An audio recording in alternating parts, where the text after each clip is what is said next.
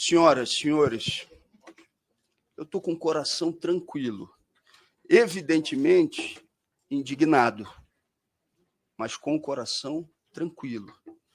E eu quero aqui me manifestar sobre cada um dos elementos que foram trazidos no voto do relator. E eu, evidentemente, não poderei deixar de fazê-lo. Ao final, vou mostrar o que, evidentemente, motiva o resultado desse relatório, que muitos não acreditavam que viria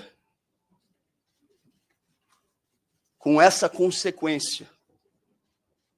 E eu, desde o início, dizia para as pessoas com quem eu conversava que o que está aqui colocado já tinha sido estipulado com antecedência. E hoje eu vou provar isso, eu vou mostrar isso.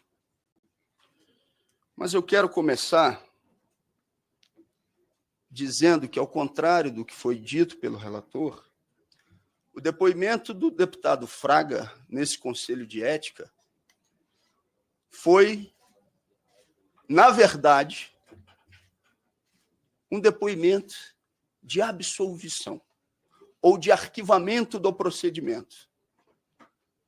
O deputado Fraga, inclusive, chega a dizer que na Comissão de Segurança Pública, onde eu estava, era eu contra outros 20 deputados, onde eu permaneci sentado, e um outro parlamentar é que foi ao meu encontro, enquanto eu fazia a minha defesa política, de forma enfática, de forma dura, mas política.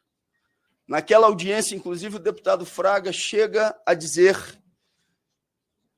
que, se a mãe dele tivesse sido ofendida, como minha mãe foi, que ele cobriria na porrada. Essa foi a expressão utilizada por ele. O tamanho da distorção do que vem no relatório, colocando esse depoimento como se de acusação fosse, é algo que não merece prosperar para quem participou da sessão naquele dia e para quem possa ver o vídeo daquela reunião, inclusive.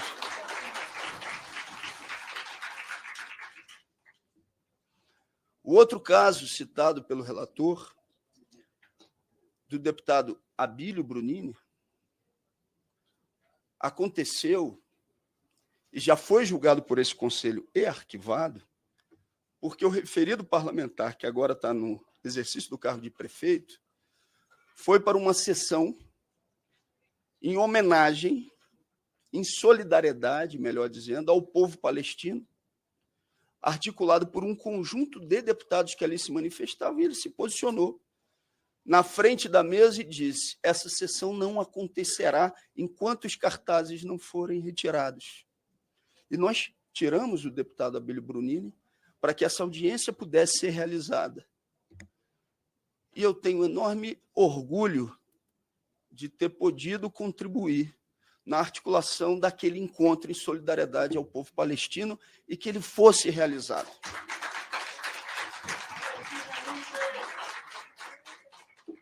Se não fosse o suficiente,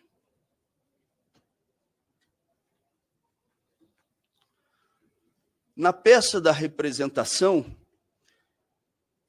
cita-se um outro caso em que o deputado, criador de confusão, que é como estão procurando me carimbar, teria falado contra ou reagido ao pronunciamento de um deputado federal. Foi o deputado Bibo, que subiu à tribuna, mais do que para naturalizar, para fazer piada em relação a uma mulher que foi torturada durante o período da ditadura. Está na representação como um outro caso onde eu teria me excedido, quem merecia, evidentemente, mais do que uma reprimenda, seria o deputado que assim se manifestou naquele momento. Sobre o caso do MBL, a reiteração das agressões daquele provocador são conhecidas de todos aqui. E são conhecidas também do relator. Ele sabe que não está pedindo a minha cassação por conta disso. Ele sabe. Quando ele deitar para dormir hoje de noite, ele vai saber que o pedido de cassação que ele está fazendo não tem nada a ver com aquele episódio. Ele sabe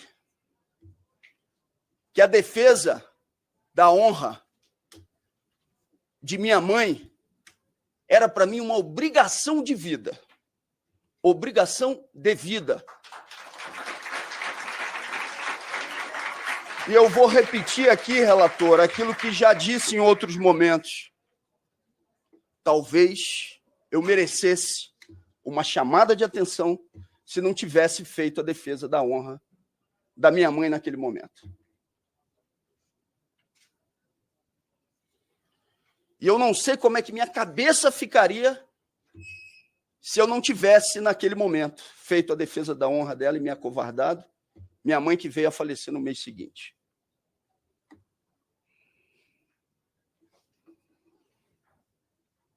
O mesmo grupo que ontem, no Rio de Janeiro, no ato de repúdio ao golpe, estava lá. Mais uma vez, um grupo de 5 provocadores tentando inviabilizar uma manifestação de centenas de pessoas para criar confusão. Todo mundo já conhece o modus operandi desse grupo. O relator citou várias vezes, durante a sua exposição, o fato de que eu me referi ao deputado Kim Kataguiri como defensor do nazismo. Foi esse Conselho de Ética que deu a oportunidade, deputado relator, de demonstrar que dentro do MBL tem um sujeito chamado Benjamin Pontes, que se articula com um supremacista branco, que faz parte de um mandato do MBL e que teria sido afastado internamente, essas são as informações que circulam, só para que eles não ficassem mal na foto, porque a relação do MBL com grupos de supremacismo branco é notória. Todas as pessoas sabem disso. E se isso não tem nenhuma importância em relação ao meu comportamento, eu chamo a atenção do relator sobre o que é a reação que tem que se realizar em relação a grupos de orientação, evidentemente, fascistas. E, nesse caso, instrumentalizados pela relação com uma figura nazista. Isso foi demonstrado nesse conselho. Só que, ao final, a peça do relator, ela corrobora o que eu disse na primeira sessão. O relator, no seu desespero em poder agradar quem de fato escreveu o relatório, nem disfarçou. O que eu disse naquele dia, deputado, e o que eu repito aqui no dia de hoje, é que quem escreveu o seu relatório foi o senhor Arthur Lira. E hoje, mais do que dizer, eu vou provar. Eu vou trazer elementos objetivos que demonstram que o seu relatório já estava comprado. Previamente comprado.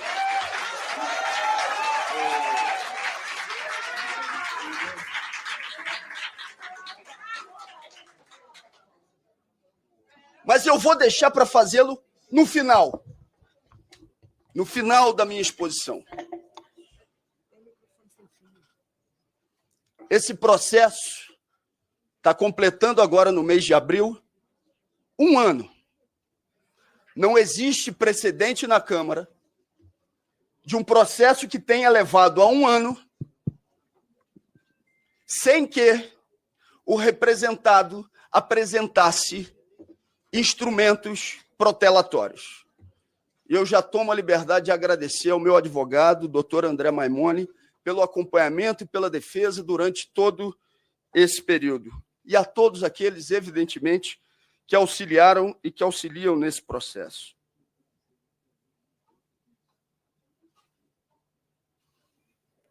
Eu não posso. O relator chegou a dizer aqui que eu, em relação a 2 ex-presidentes da Câmara, eu fui indelicado, ou eu os agredi verbalmente. Era melhor, relator, que o senhor dissesse de que 2 ex-presidentes o senhor está falando. O primeiro ex-presidente citado pelo relator, e que hoje, infelizmente, tem influência ainda na Câmara dos Deputados, foi quando, no voto do impeachment, da primeira etapa do golpe, eu disse que o senhor Eduardo Cunha era um gangster. Só que ele entrou, relator, com uma queixa-crime contra mim no Supremo Tribunal Federal, queixa-crime essa que foi arquivada. E o segundo, citado pelo senhor, é o ex-presidente Arthur Lira. O presidente do Conselho de Ética está no papel dele de tentar, nesse momento, reagir ou fazer com que eu não diga aquilo que eu não posso deixar de dizer. O segundo, ao que o senhor se refere, é o ex-presidente da Câmara, Arthur Lira, que eu disse naquela primeira sessão o que eu agora vou ter que repetir. É um bandido. Bandido. Deputado Glauber, eu só peço a Vossa Excelência que o deputado Arthur Lira é um deputado federal. Eu vou pedir à plateia, mais uma vez, que, independente de ser ex-presidente, o presidente é um deputado federal, é um colega, e eu peço a Vossa Excelência, eu estou fazendo aqui um apelo a vocês para que a gente possa conduzir a sessão na maior tranquilidade. Eu peço ao deputado Glauber, continue com a sua defesa, deputado, o tempo está Presidente, nesse sentido, eu já me adiantei, inclusive, ao papel de Vossa Excelência desempenhado como presidente do Conselho. Não é pessoal, é político.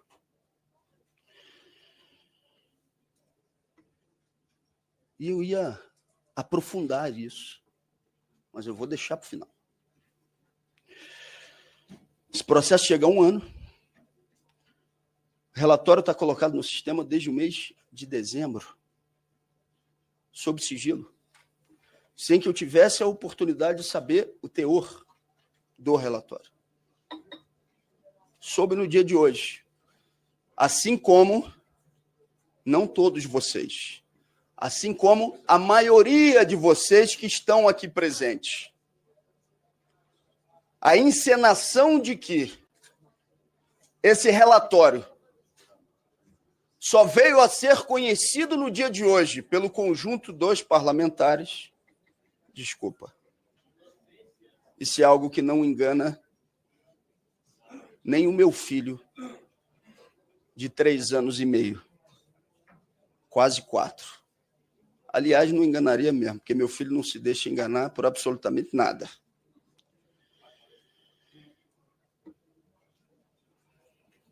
A metade das testemunhas que eu apresentei foram indeferidas pelo relator.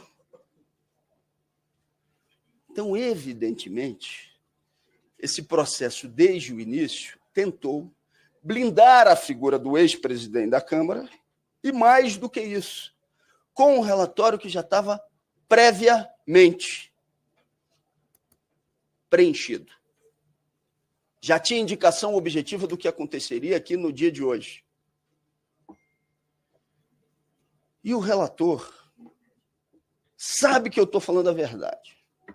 Ele pode até ir no microfone de novo e dizer que não é isso, mas no íntimo dele, ele sabe que eu estou falando a verdade e que ele mentiu na primeira reunião do Conselho.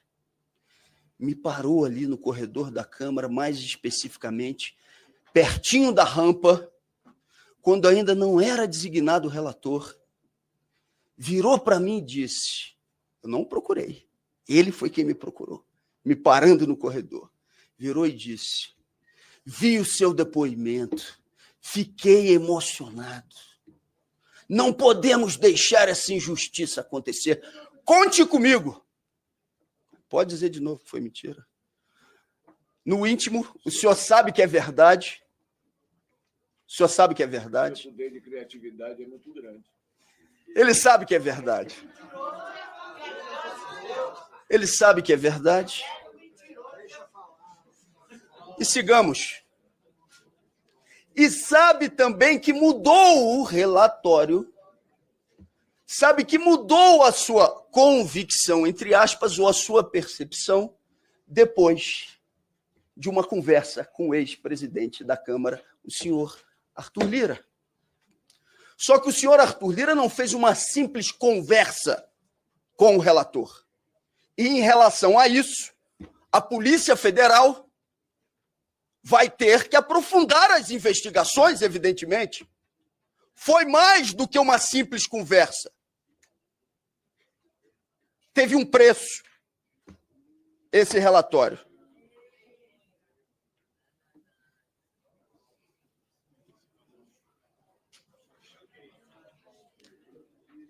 O relator se orgulha em dizer, se orgulha, que é contra a cassação de colegas. E isso faz, então, com que ele justifique o voto abstenção em relação à cassação do senhor Chiquinho Brazão. Eu estou do lado do relator que disse que não gosta de caçar colegas e por isso se absteve em relação à cassação do senhor Chiquinho Brazão. Eu aproveito para dizer que há bastante tempo também já falavam para mim de uma articulação para botar no mesmo período, no plenário da Câmara dos Deputados, a votação da cassação do senhor Chiquinho Brazão junto com a minha cassação, para que isso gerasse algum tipo de desconforto em parlamentares ou na mobilização da esquerda. Conosco não vai funcionar. A memória, a vida, a luta de Marielle está acima de qualquer articulação que pudesse se preocupar mais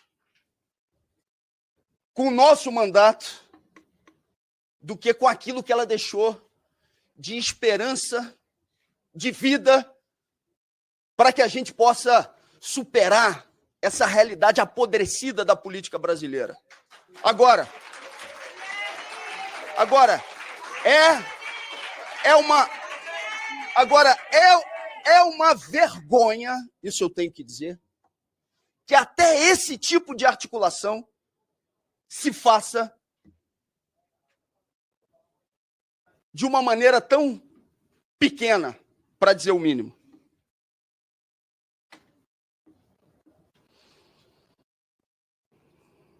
Presidente, quanto tempo que eu ainda tenho? Tem prorrogação? Mais 10. Chiquinho Brazão, casos de corrupção, deputado que deu um soco em um sindicalista em uma comissão, deputados envolvidos na tentativa de golpe do dia 8, deputada que conclamou os generais a darem um golpe de Estado e correu atrás de uma pessoa com uma pistola na rua,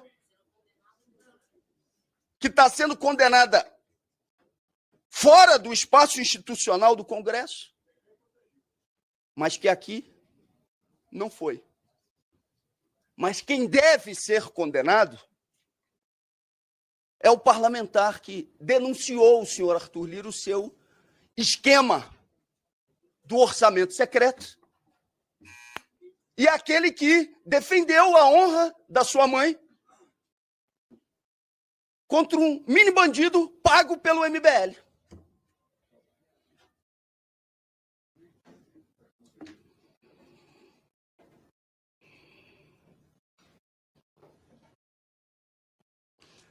Agora vamos ao caso do deputado. Cruzamento de dados. Lista suspensa pelo senhor ministro do Supremo Tribunal Federal, Flávio Dino, no final do ano passado. 4 bilhões de reais.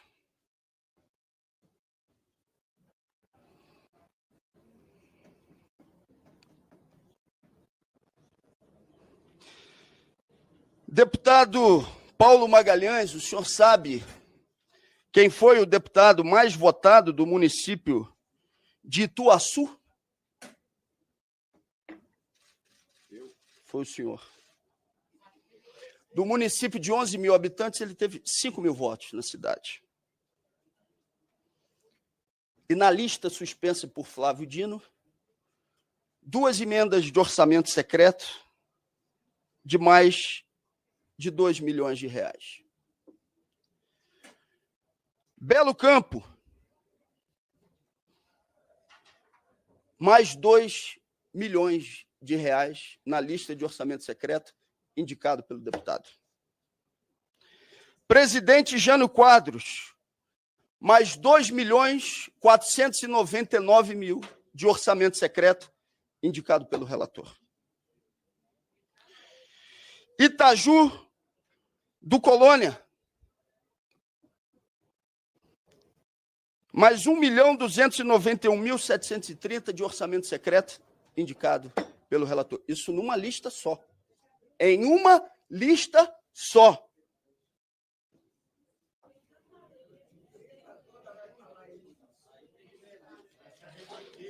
Anagé, mais emenda de orçamento secreto indicado pelo relator. Está aqui a lista. Eu poderia ir citando município por município em que isso aconteceu. Eu não estou lutando contra o que é o relatório aqui feito pelo deputado Paulo Magalhães. Eu estou lutando contra a compra de apoio político que já estava pré-datada, pré-fixada, a partir daquilo que ele indicou de orçamento secreto em articulação com o senhor Arthur Lira nessas cidades. Eu desafio o relator a dizer que não foi ele quem fez a indicação desses recursos de orçamento secreto em pacto com o ex-presidente da Câmara.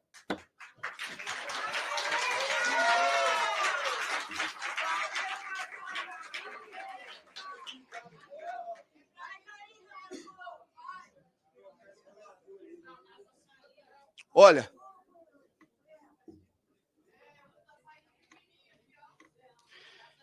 eu termino a minha exposição no dia de hoje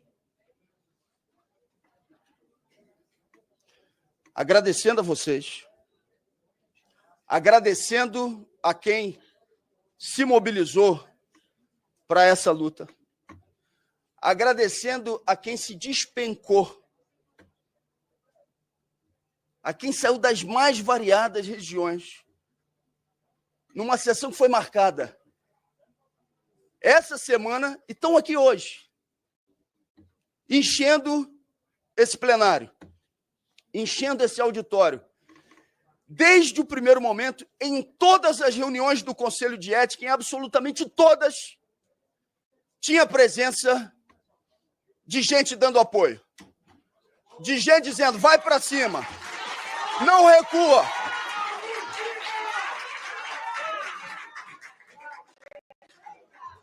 Desde o início.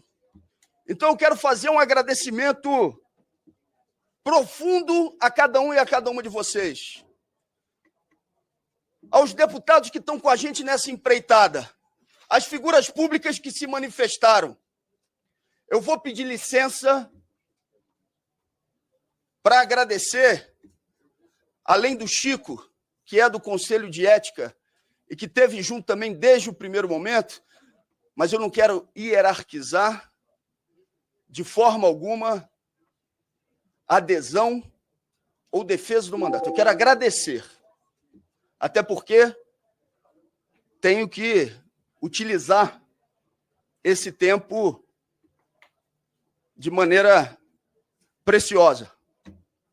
Mas eu tomo a liberdade de pedir a vocês para agradecer a duas figuras públicas, e em nome delas, eu vou estar agradecendo a todas e a cada um, que eu sei que vão se sentir representados e representadas também.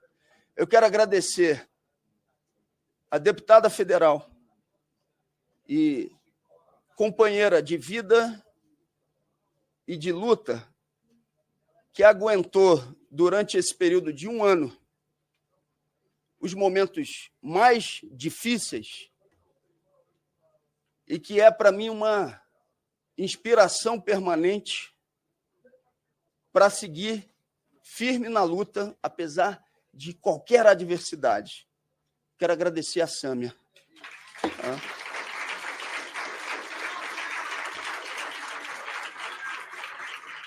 E quero agradecer a uma outra figura pública que, se ela, sim, tivesse me repreendendo, aí eu estava falando, por que eu fiz de errado? Eu tenho que rever isso. E eu tenho que fazer uma correção dessa rota. Que eu sei que ela me colocou também um pouco nesse lugar, e eu a coloquei nesse lugar para além da admiração política, e que eu sinto de coração como uma mãe, que é a nossa amiga Luísa Erundina, viu?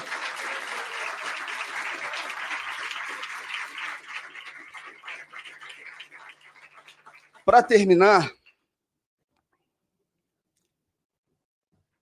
duas histórias rápidas, agradecendo, repito, profundamente a cada um e a cada uma de vocês, e aqueles que não estão aqui, mas que nesse momento eu sei que estão angustiados, estão sofrendo com o que está acontecendo. Meu muito obrigado por absolutamente tudo, a todas as organizações, forças políticas que estão aqui mobilizados e mobilizadas.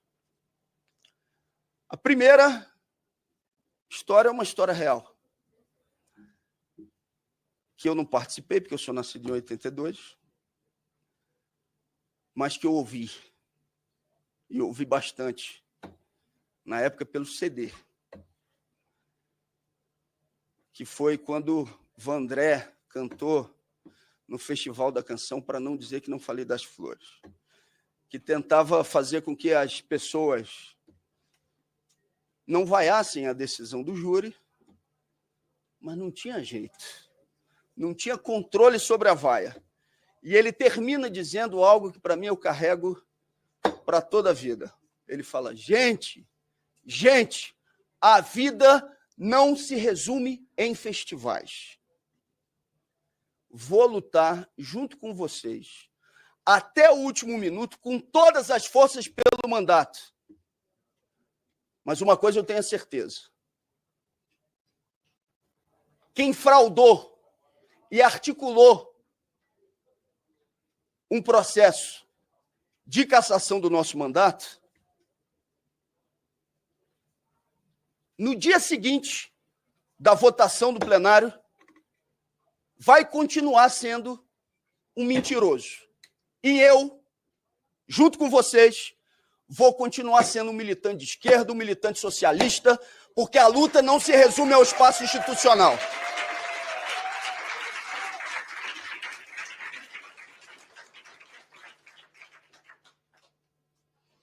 E eu termino por minha mãe, que era uma coisa que ela falava muito e que vinha de minha avó, que falava para ela. Sempre que a gente estava angustiado com alguma coisa que tinha acontecido, mas que a gente tinha consciência de que estava sofrendo a consequência por ter agido corretamente, ela dizia: meu filho, ninguém perde por agir corretamente. Ninguém perde por agir corretamente. Você pode ter uma perda imediata, que parece ser uma perda. Você pode ter a celebração ou a comemoração dos seus algozes. Mas eu hoje tenho, e por aqui eu termino, vou terminar com aquilo que comecei a dizer. Eu termino esse processo com o coração tranquilo, com espírito de luta, que eu não vou parar por aqui. Não devo a nenhum daqueles que achavam que eu ia beijar a mão ou ser enquadrado um único favor, e me orgulho disso. Se o relator pensou, ou se o senhor Arthur Lira pensou, que a partir desse processo eu ia ficar, ou ia me transformar em um deputado mais comportado aos seus interesses, estavam muito enganados. Estavam muito enganados. Terminamos essa etapa de hoje aqui. Vamos para a próxima etapa na semana que vem e depois vamos para a etapa do plenário com a consciência de que a gente agiu corretamente e de que a luta continua. Obrigado, gente.